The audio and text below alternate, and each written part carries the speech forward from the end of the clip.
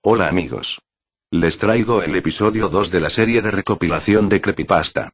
Bien, comencemos. El primer creepypasta es el siguiente. El hombre aglomerado. James Thomas Fischer siempre había sido un apasionado de la parapsicología. De hecho, su biblioteca cobijaba decenas de colecciones sobre revistas esotéricas que había adquirido a lo largo de su vida. Ahora, con 34 años recién cumplidos, echaba la vista atrás y reparaba en que, a pesar del tiempo, algo siempre había prevalecido. James jamás creyó las historias que le contaban, aquellas de apariciones escalofriantes siempre protagonizadas por espectadores inconexos, aquellas que debías creer por el mero hecho de que un conocido te las explicaba. El filósofo David Hume lo dijo una vez: afirmaciones extraordinarias requieren pruebas extraordinarias, y James estaba completamente de acuerdo. El mismo efecto lo experimentaba cuando leía todos aquellos artículos sobre fantasmas, demonios y avistamientos. ¿Hasta qué punto se podía corroborar aquella información? ¿Por qué parecía ser el único que no había experimentado ese tipo de sucesos? Por esta y muchas otras cavilaciones llegó a la conclusión de que, por más que buscara, no se encontraría con ningún suceso inexplicable. Debía planteárselo de otra manera. En realidad decidió hacer justo lo contrario. James se convirtió en un falso medium y se publicitó en distintos medios como un experto del ocultismo capaz de solucionar cualquier problema a un precio muy asequible. De este modo, tan solo debía esperar sentado en el sofá de su casa a que los casos fuesen llegando. Hubo muchas llamadas y visitas a domicilio. Sin embargo, la mitad de las incógnitas podían solucionarse con una simple respuesta racional y la mitad de sus clientes carecían de un saludable estado mental. La frustración por no vislumbrar con sus ojos nada en absoluto acrecentó su escepticismo y sostuvo su argumento sobre que todo era mentira. Tal fue su desengaño que decidió acabar con la estafa y quitarse la máscara. Pero justo cuando estaba empaquetando su librería para dejarla abandonada en el contenedor de basura más cercano, una llamada captó su atención de nuevo. Su nombre era Ellen Gilbert y vivía en una urbanización en Richville, Carolina del Norte. En un principio, dado su inseguro tono de voz, James se adelantó suponiendo que sería un caso más por su gestión mental y que se alejaría de lo que él pretendía encontrar. Sin embargo, a medida que describía los sucesos, la curiosidad crecía en su interior. Se llegó a interesar tanto en su historia que al cabo de unos días se desplazó para hacerle una visita. El coche abandonó la carretera que comunicaba con Richville y entró en un camino de tierra. El territorio era mucho más sombrío, más salvaje que el que había dejado atrás. Los árboles se cernían sobre el sendero entrelazando sus ramas con los del otro lado y formando una cúpula que impedía la filtración de la luz del sol. Al cabo de unos minutos, en tanto el vehículo brincaba a causa de los baches de la tierra, vislumbró el tejado de una casa. Detuvo su coche frente a la residencia de 2 plantas y la observó. La parcela donde había sido construida era una pendiente, el terreno que la rodeaba descendía inclinado varios metros detrás de ella y finalizaba en los límites que daban paso al bosque. Antes de que pudiera seguir indagando, una mujer apareció por la puerta de entrada y saludó con la mano. Mediante señas le indicó que descendiera por la rampa de hormigón y que aparcara junto a su todoterreno. Cuando lo hizo, le dio la bienvenida y lo invitó a entrar en su domicilio. No llevo demasiado tiempo viviendo aquí, empezó a explicar Ellen, por eso no sabría decirte si siempre ha estado sucediendo.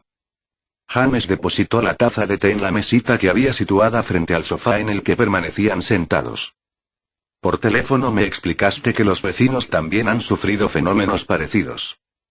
Sí, bueno, y hay otra casa más arriba, hablé con su mujer y me dijo que desapareció uno de sus animales. Entonces es posible que se trate de un coyote. No en mi caso, señor Thomas. Mis perros han aparecido con cortes por todo el cuerpo, pero no como si un animal los hubiera rasgado. A algunos de ellos les faltaban secciones de piel en el lomo. James frunció el entrecejo y dio otro sorbo a la taza de té. Ningún coyote podría hacer algo así, añadió ella. ¿Por qué crees que se trata de un suceso paranormal? Detrás de esto podría haber una persona desequilibrada, quizás el responsable sea de esta urbanización. Aún no se lo he explicado todo, siguió con una mirada acongojada por la situación. James se cruzó de brazos y, girándose hacia ella, esperó impaciente. Antes dejaba a mis 3 perros afuera por la noche porque en el jardín tienen una caseta donde pueden dormir, pero dada la situación decidí meterlos en el sótano. ¿Tiene un sótano?, preguntó él. Bueno, no es del todo un sótano. Si se has fijado, la casa está nivelada en la pendiente porque debajo hay una especie de planta baja que la sostiene. Dentro de ese hormigón nos quedó un espacio que aprovechamos para instalar la caldera y guardar toda clase de herramientas. Ellen se detuvo, miró hacia las ventanas que rodeaban el comedor y continuó con su explicación. Hace 2 noches me desperté a causa de los ladridos. Supuse que los perros habían olido a alguien, así que me asomé a una de esas ventanas, señaló Ellen. Como estaba muy oscuro decidí coger una linterna y desde aquí arriba iluminé el terreno.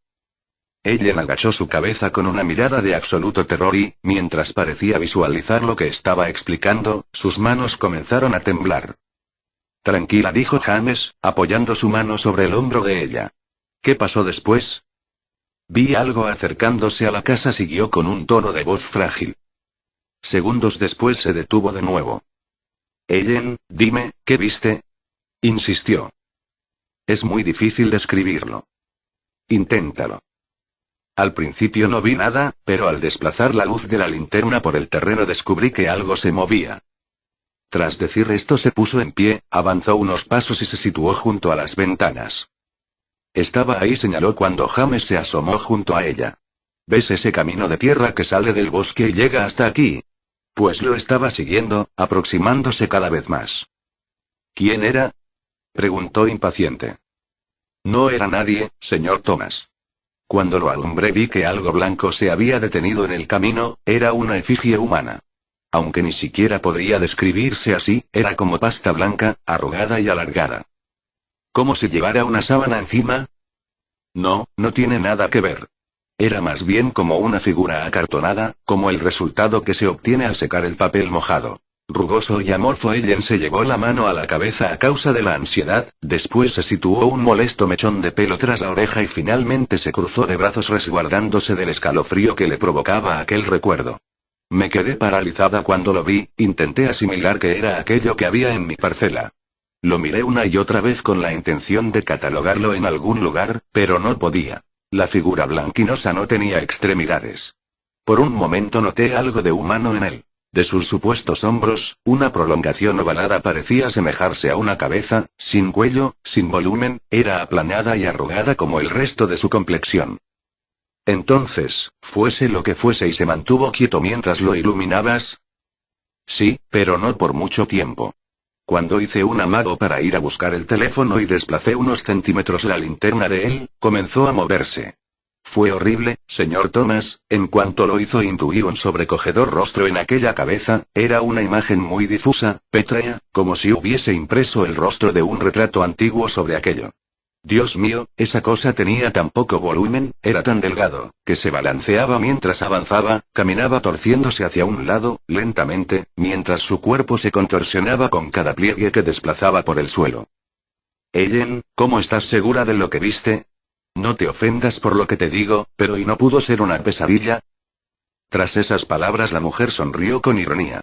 Cabizbaja se dirigió a la puerta de entrada, y con un sígueme lo condujo afuera. Ambos se dirigieron al lateral de la residencia, descendieron unos metros por la pendiente y se situaron frente a una puerta de metal instalada en el muro que nivelaba la casa. Aquí es donde escondí a mis perros, dijo, sacando unas llaves de su bolsillo.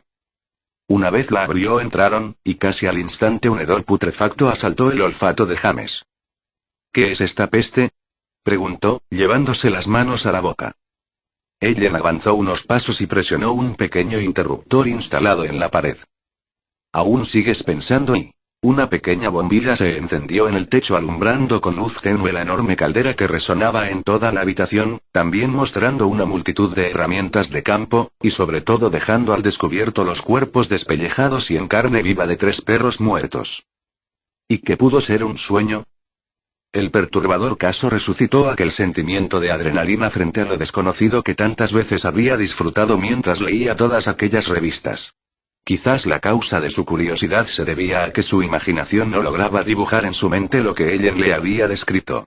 También resultaba intrigante pensar cómo los perros habían sido asesinados si la puerta estaba cerrada. ¿Acaso se trataba de una presencia fantasmal capaz de atravesar cualquier obstáculo? ¿Por qué cometía esos asesinatos? A pesar de que su deseo por creer la duda siempre había disipado sus fantasías, necesitaba pruebas, de lo contrario descartaría la existencia de tal suceso. Por esa misma razón decidió visitar a los vecinos de Ellen, aquellos mismos de los que había hablado sin demasiado interés y que parecían haber sufrido un incidente similar. A diferencia de su cliente, la familia Dahmer vivía en una casa destartalada y su jardín se encontraba consumido por las malas hierbas. Una señora mayor, descuidada en cuanto a aspecto y con rostro poco afable, abrió la puerta y preguntó quién era. James se presentó muy cordialmente y para su sorpresa, lo invitó a entrar. Gretel se sentó junto a él en un clásico sofá de estampados granates y le ofreció unas galletas de un tarro de porcelana. Cuénteme qué sucedió aquella noche. Lo recuerdo como si fuese ayer, dijo la mujer desviando su mirada hacia Ada en concreto. Los gatos pueden ser muy ruidosos cuando están en peligro, ¿sabe? Negrita se había quedado preñada y algunas veces el padre la había acechado a causa de los celos. Los había escuchado pelear en varias ocasiones, pero aquella vez fue distinta. James asintió con la cabeza, demostrándole que estaba atento a sus palabras. Agarré este bastón, dijo, golpeando el extremo contra el suelo y salí fuera para ahuyentarlo. Busqué a mi gata, pero no la encontré. La llamé por su nombre pero no acudió a mí. Ya no había nadie en el jardín. La expresión de Gretel decayó aún más, y con ojos tristes observó la fotografía que tenía situada sobre el mueble del comedor. La encontré a la mañana siguiente, sin pelo y con el vientre abierto. Habían sacado a todas las crías y las habían despellejado también. James miró hacia el cuadro que contemplaba y pudo ver a dos personas posando para la cámara junto a ella. ¿Son su marido y su hijo? Preguntó. Gretel asintió. ¿Dónde están? Creía que vivía con ellos. Él me dejó hace unas semanas, también se llevó a mi niño. Vaya y bueno, se debe sentir un poco sola, supuso James. Pero se ven de vez en cuando, ¿verdad? Lamentablemente la señora Dahmer no respondió esta vez, permaneció con la mirada perdida y con su mente en otra parte.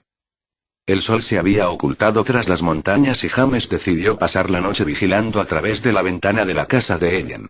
En su mano derecha sostenía la linterna que le había prestado, alumbrando con regularidad el exterior mientras permanecía sentado en una incómoda silla. Al principio la demora se hizo amena, ella le daba conversación estirada desde el sofá de la casa mientras observaba los chasquidos de la madera en la chimenea. Sin embargo, al cabo de unas horas se quedó dormida, y James sintió que la noche se desplomaba sobre su espalda. Intentó concentrarse en lo que estaba haciendo y se esforzó por no dejar de alumbrar hacia el oscuro camino de tierra que conducía al bosque. Lamentablemente, al cabo de unos minutos de absoluto silencio, el peso de sus párpados pudo con su empeño. La linterna cayó contra el suelo formando un gran estruendo. James abrió los ojos y, desorientado, descubrió que se había quedado dormido.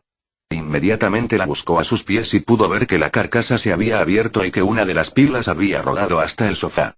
Procurando no formar más escándalo, la recogió con cuidado y, una vez la recompuso, enfocó hacia el exterior de nuevo. Joder.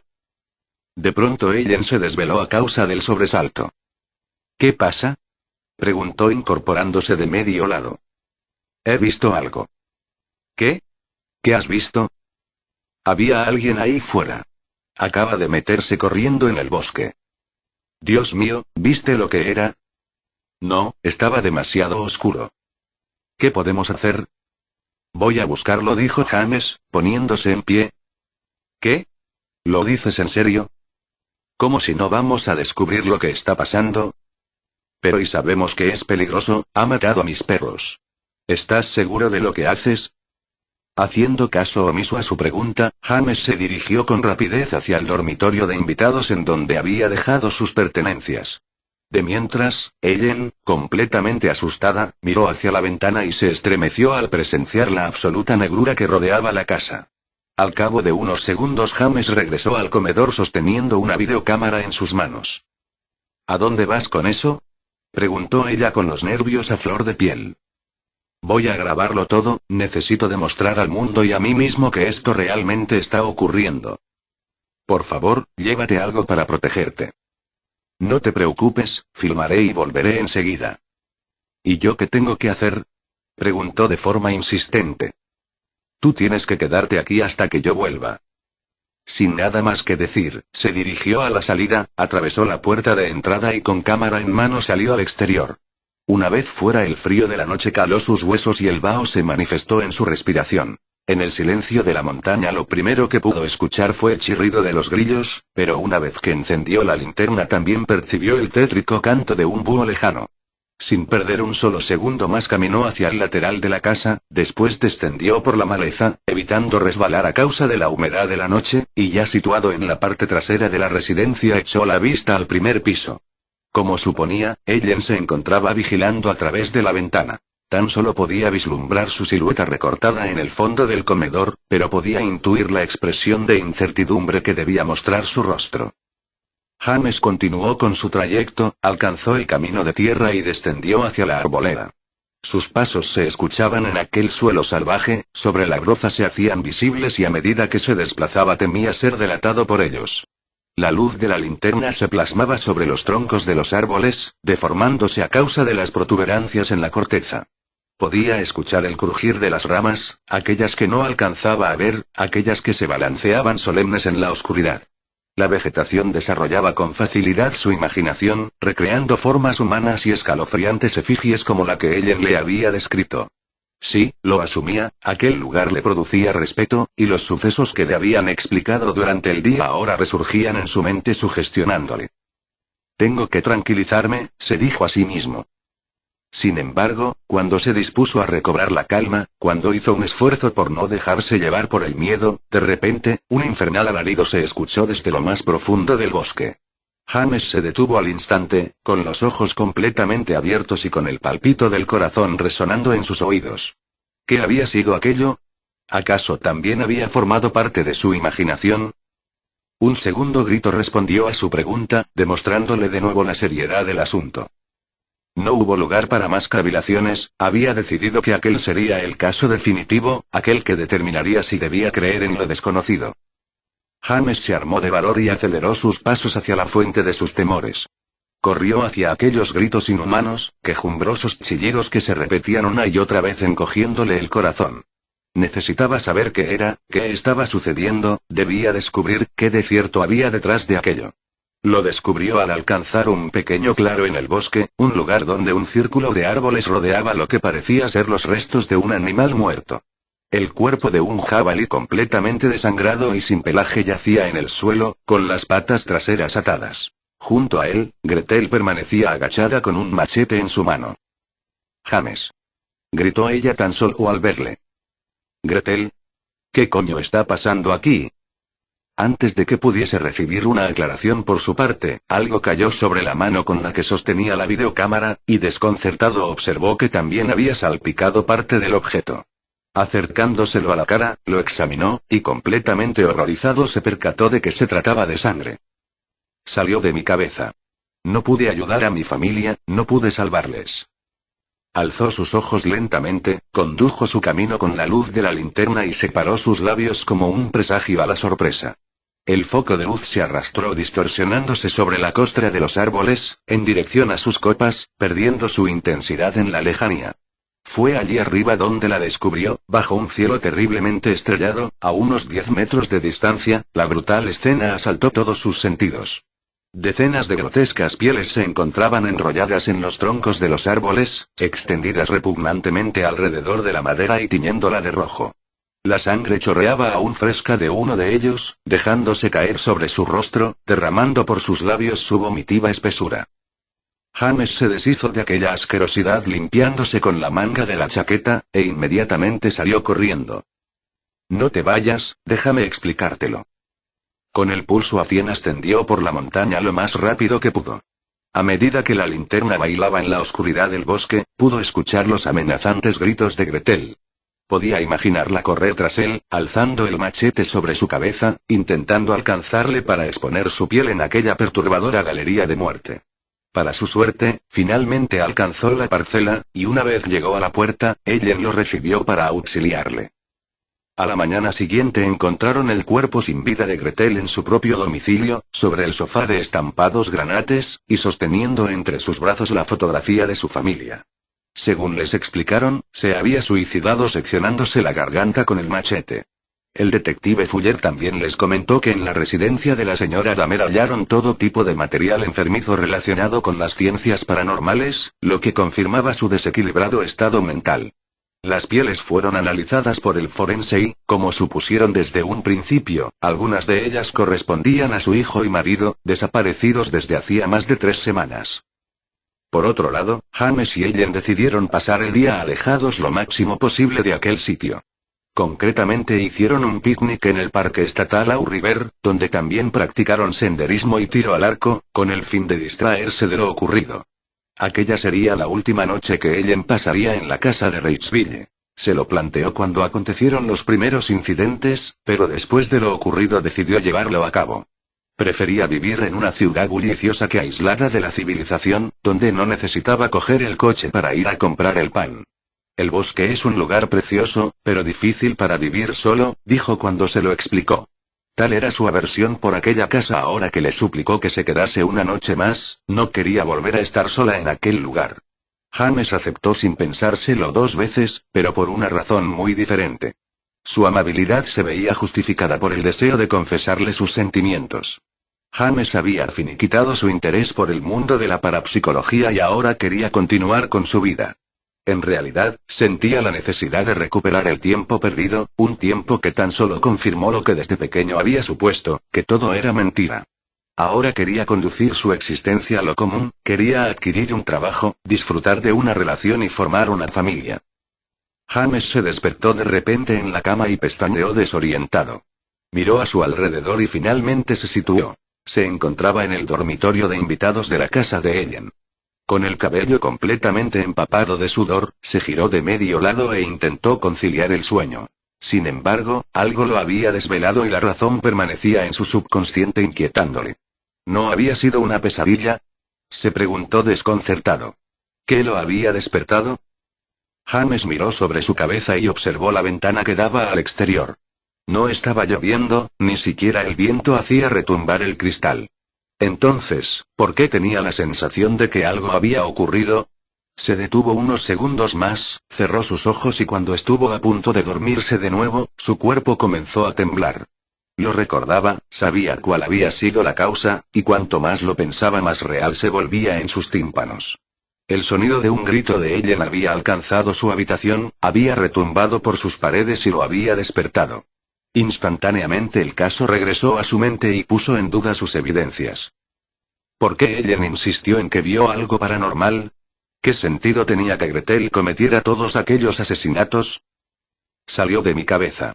No pude ayudar a mi familia, no pude salvarles.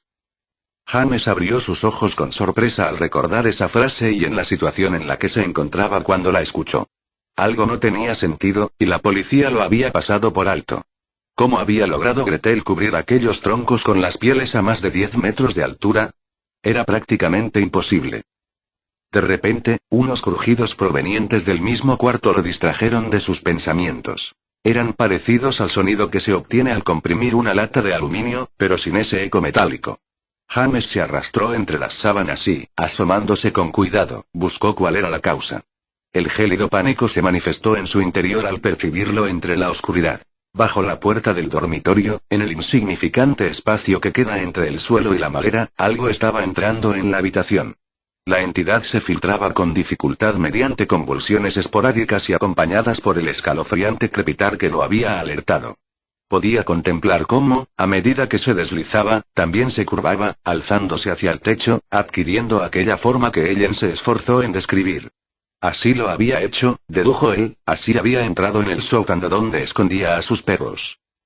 A pesar de sus pensamientos, James se había quedado paralizado, su mente se encontraba demasiado ocupada en asimilar lo que estaba presenciando. Resultaba tan surrealista como terriblemente sobrecogedor. Podía ver cómo se formaba, cómo sus pliegues se retorcían sobre sí mismos, contorsionándose y adquiriendo una apariencia semejante a la humana. Sin embargo, lo peor de la situación llegó cuando comenzó a acercarse. Fue entonces cuando James reaccionó, incorporándose en la cama.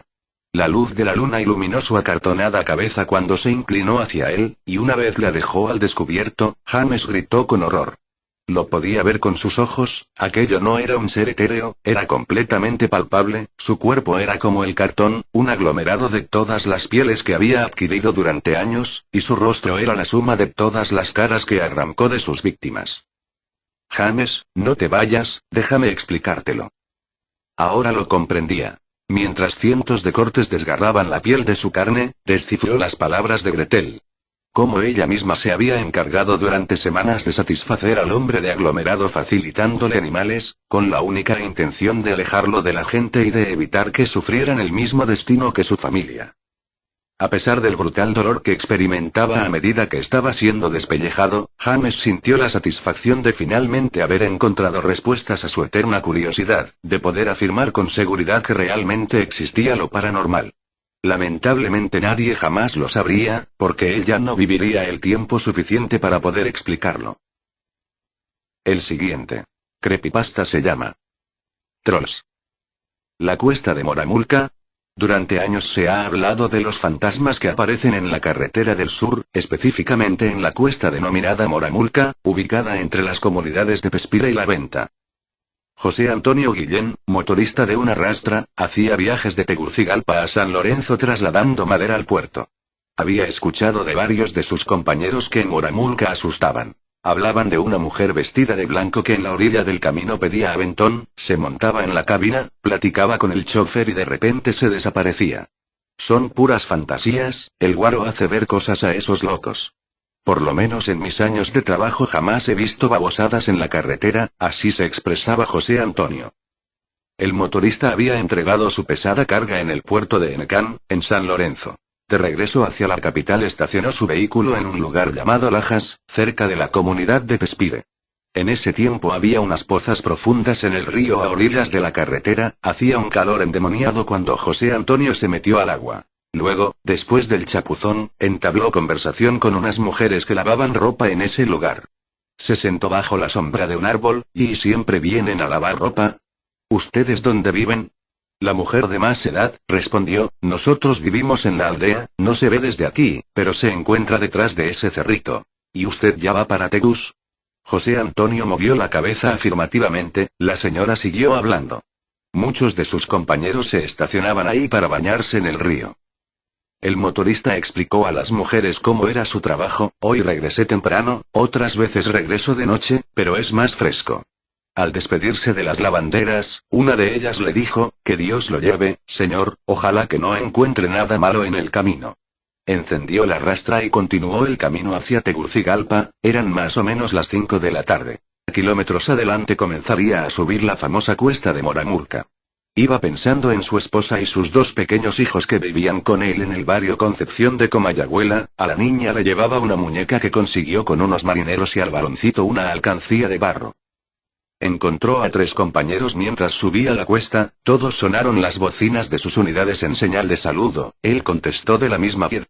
Más adelante 2 niños le hicieron señales para que parara y así lo hizo. Al bajarse del vehículo vio que en el fondo de un abismo se encontraba un turismo de color rojo semidestruido. Abajo escuchaba los lamentos de una mujer. Se regresó a la rastra, agarró 2 fuertes lazos, ató un extremo a un árbol y bajó lentamente al fondo del abismo para ayudar a los heridos. Había una mujer atrapada en la parte delantera que trataba de salir por una ventana, pero sus esfuerzos eran inútiles. José Antonio, utilizando un palo grueso como palanca, abrió la puerta y pudo sacar a la mujer. Sobre el timón estaba el cadáver de un hombre de unos 40 años de edad. Es mi papá, dijo la joven malherida, se nos atravesó una vaca y por esquivarla caímos en el abismo. Con gran esfuerzo subió a la joven, que se identificó como Patricia López. La llevó hasta la rastra y con delicadeza la sentó sobre el asiento. Luego buscó a los niños que le habían hecho la señal de parada, pero ya se habían ido. Posiblemente tuvieron miedo, pensó, voy a seguir mi camino lo más pronto para llevar a esta muchacha al hospital y dar aviso a la policía del accidente. Encendió el vehículo y aceleró, el carro iba liviano porque no llevaba carga. Pasó por la venta haciendo señas gritando, ¡Ey, a medio kilómetro hubo un accidente y vayan a ver, yo llevo una persona herida! La joven llevaba un golpe en la frente y una herida en el brazo izquierdo, iba recostada sobre el asiento del pasajero mientras José Antonio hacía esfuerzos supremos para ganar mayor velocidad. Aproximadamente a las 6 de la tarde comenzó a oscurecer. José Antonio encendió las luces del carro y miró que la joven seguía dormida. Al pasar por Sabana Grande respondió el saludo de otro compañero que pasó sonando la potente bocina de su rastra, e inmediatamente pensó que la joven había despertado por el ruido. Pero al ver hacia el asiento, tuvo que frenar, pues ella no estaba ahí. Era imposible que se bajara y saltara del vehículo, y las manchas de sangre también habían desaparecido. José Antonio estacionó la rastra a orillas de la carretera, corrió hacia una casa y cuando abrieron la puerta cayó desmayado. Después de haber sido hospitalizado por terribles alucinaciones, se dio cuenta de que el accidente que había visto había ocurrido 10 años atrás. En él habían fallecido una joven llamada Patricia López, sus 2 hermanos y su padre. De aquel vehículo solo quedaban hierros viejos y retorcidos. Aquella fue una experiencia tenebrosa, única en la vida del motorista, quien renunció a su trabajo y actualmente labora como agente de seguridad privada. Aún se estremece cuando recuerda que subió el cuerpo de una joven que ya había fallecido y la llevó en la cabina de su rastra. Durante muchos años había guardado silencio, ahora que he contado esta historia me siento liberado, dijo. Ok. Esto ha sido todo. Suscríbanse a mi canal y no se pierdan el episodio 2 de la nueva serie de creepypastas. También no se olviden de compartir y darle like a mi canal XDXDXDD. Y un Jesoyan para todos los jugadores de GTA. Hasta pronto. Yo soy Infernus Patronus.